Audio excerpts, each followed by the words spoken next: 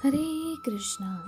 आप सभी को पौष कृष्णा सफला एकादशी की बहुत बहुत शुभकामनाएं।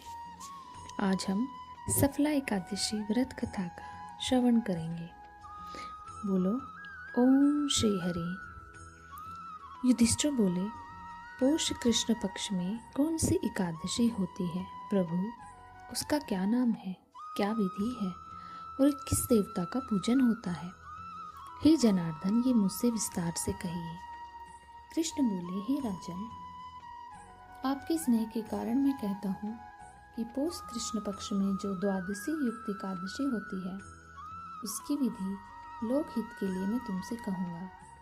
इस एकादशी का नाम सफला है। इसमें इसके नारायण अधिदेव हैं। विधि पूर्वक उनका पूजन करना चाहिए। हे राजन, जो सदा एकादशी व्रत करते हैं वे सर्वथा मेरे प्रिय हैं। अब सफला एकादशी पूजन की विधि सुनो। व्रत के दिन अच्छे रीति फलों से मेरा पूजन करो। सफला में दीपदान विशेष उत्तम कहा है। रात्रि में विधि पूर्वक दीपदान करना चाहिए। जब तक नेत्र खुले रहें तब तक एकाग्र चित्त से रात्रि में जो जागरण करें उसके पुण्य का फल सुनो। हे राजन, उसके समान न तो यज्ञ है न तीर्थ, न इस संसार में कोई व्रत है। 5000 वर्ष तपस्या करने से जो फल मिलता है वह सफला एकादशी के व्रत करने से मिलता है। हे राजन, अब सुनो। महिष्मत राजा की चंपावती नाम की प्रसिद्ध पुरी थी। राजा के 4 पुत्र थे। उनमें लुम्पक नामक बड़ा लड़का बड़ा पापी था। वह पर स्त्रीगामी, जुआरी और वेश्यागामी था। राजा ने पुत्र को ऐसी दशा में देखकर राज्य से निकाल दिया। तब लुम्पक मन में सोचने लगा कि पिता और बंधुओं ने मुझे त्याग दिया है, अब मुझको क्या करना चाहिए। इस प्रकार चिंता करते हुए उसने विचार किया कि मैं दिन में वन में चला जाऊंगा और फिर रात्रि को वन से आकर पुरी में रहूंगा। यह विचार कर वह मन में चला गया। नित्य जीव हिंसा और चोरी करता था। वहाँ आती प्राचीन पीपल का पेड़ था। उस वन में उस वृक्ष को देवता की तरह मानते थे। उसी स्थान पर वह पापी लुम्पक रहता था। निंदित और दुष्कर्म करते हुए उसको पौष कृष्णा सफला एकादशी का दिन आया।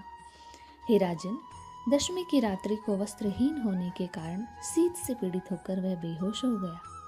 शीत के कारण पीपल के नीचे उसको नींद नहीं आई और वह मृतक के समान हो गया। दांतों को कटकटाते हुए रात व्यतीत की गई। सूर्योदय होने पर उसको होश नहीं हुआ। सफला एकादशी के दिन लुम्पक बेहोश पड़ा रहा। जब मध्याह्न हुआ तब उसको होश आया। चैतन्य होने के थोड़ी देर बाद वह अपने आसन से उठा और पग पग गिरता पड़ता लंगड़े की तरह चलने लगा। वह भूख और प्यास से पीड़ित होकर वन में गया। उस दुष्ट लुम्पक को जीव हिंसा की शक्ति नहीं रही। जो फल भूमि पर पड़े हुए थे उनको वह उठा लाया। जब तक वह आया सूर्यास्त हो गया। हे तात, अब क्या होगा? ऐसे कहकर दुखी होकर वह विलाप करने लगा। वे सब फल पेड़ के नीचे रख दिए और रात में उसको नींद नहीं आई। इससे उसका जागरण हो गया। मधुसूदन भगवान ने उन फलों का पूजन और सफला एकादशी का व्रत स्वीकार कर लिया। इस प्रकार लुम्पक ने एक समात व्रत कर लिया। इस व्रत के प्रभाव से भगवान प्रसन्न हुए और आकाशवाणी हुई, सूर्य के उदय होने पर पिता के पास जाकर निष्कंटक राज्य का उपभोग करो। भगवान की कृपा से वह दिव्य रूप हो गया। सुंदर आभूषणों को धारण कर वह पिता के पास पहुंचा। उसको देखकर पिता ने निष्कंटक राज्य उसे दे दिया।